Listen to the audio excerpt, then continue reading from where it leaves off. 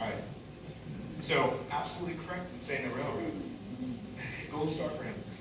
However, before that, there was one more critical flaw that the canal had, and that was the feathers it ruffled with the community around it. So farmers were one of the primary groups of people who resisted the progress of the canal.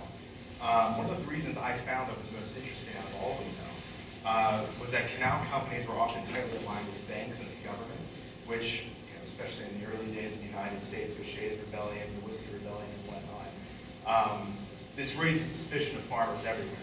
I'm not quite sure that feeling has left farmers nowadays who are kind of suspicious and a little bit mean towards banks and whatnot, but it existed back then as well. Additionally, there was the fact that canal companies would often take up that valuable fertile land that was really desired by farmers. Even worse, however, as I mentioned before, was the fact that the canal companies would utilize that eminent domain power to just swipe up their land and give them a horrible deal in terms of monetary compensation and be on their merry way with the construction of the canal.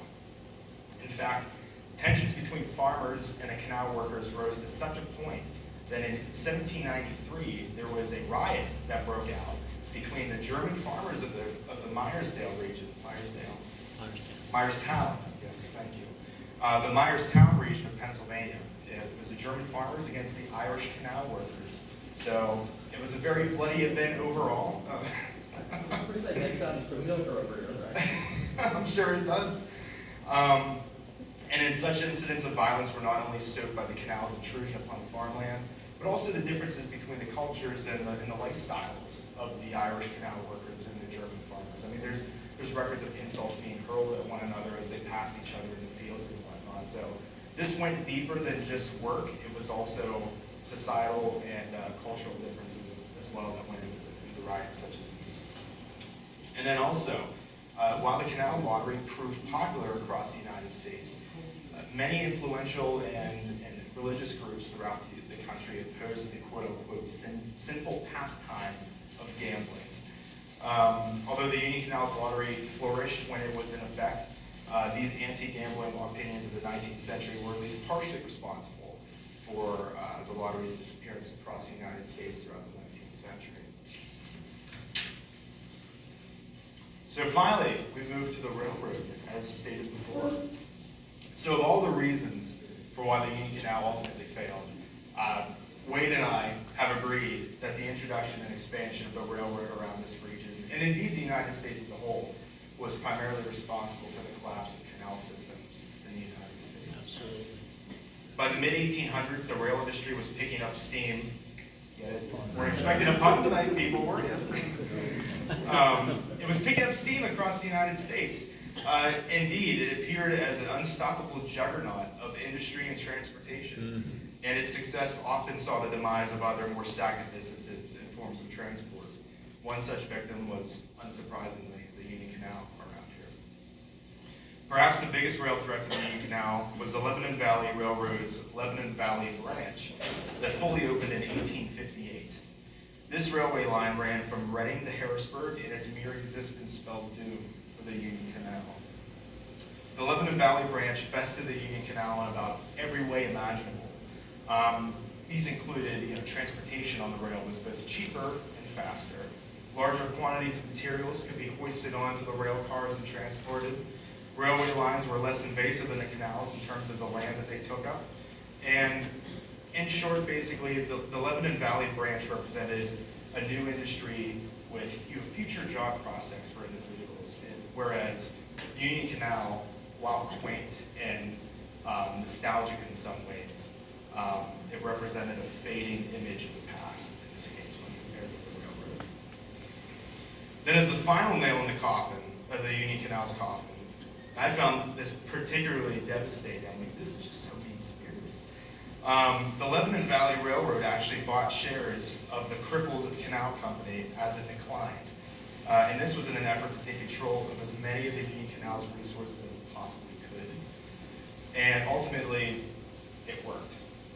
By the end of the Union Canal's operational life, the railroad owned over 75% of the canal's issued bonds. What's more, in 1890, the Union Canal's Canal Company relinquished much of its property to the Philadelphia and Reading Railroad, which served as the successor of the Lebanon Valley Railroad. However, the Philadelphia and Reading Railroad was not the only rail company interested in the Union Canal's remains.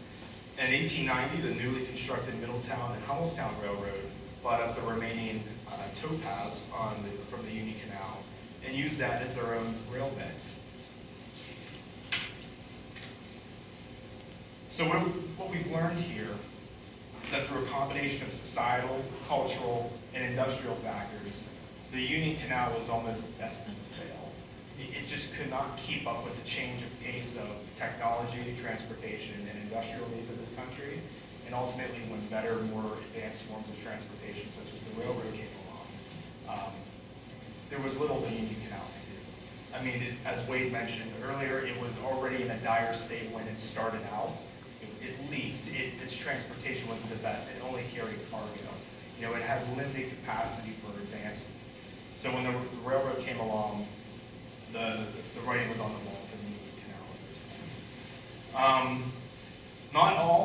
Not everybody was so ecstatic about the Union Canal's demise, though. As written in the Hummelstown Sun, an article read, "O was good riddance for some, while O for others, it was closed with sadness." So mixed feelings on the demise ultimately, but the Union Canal did fade out across the latter half of the 19th century. Your questions? Yes, sir. What did they do with the dirt they dug out? The dirt was the towpath originally. The M&H used it as a rail bed, and a lot of the old canal remnants were just filled in with development. And I found in my place, the towpath is still there. So it really depends on the area and who owns it and everything else. But it's a great question, but development often was, they just bulldozed it or, scraped it all over. The farmers love to tell each other that when they canal closed in their area, that towpath and that canal was rich and you know what, and the cows love to pasture down in them. So even then, they were used as corrals and things like that for the farmers. We have a family in Union Deposit, Long. Mr. Long's great-great-grandfather was the shoe carrier. Boy, when the canal went belly up, just what the Longs did. They bought their 45 acres back. Some feelings just never end across family. I mean, when I'm talking about the family, the farmers were not happy, they're in the Longs, and they to this day have that and maintain that part of the canal. Not as the canal, but as their family farmland. Get it right, quote me right. But good point, good question. Any others?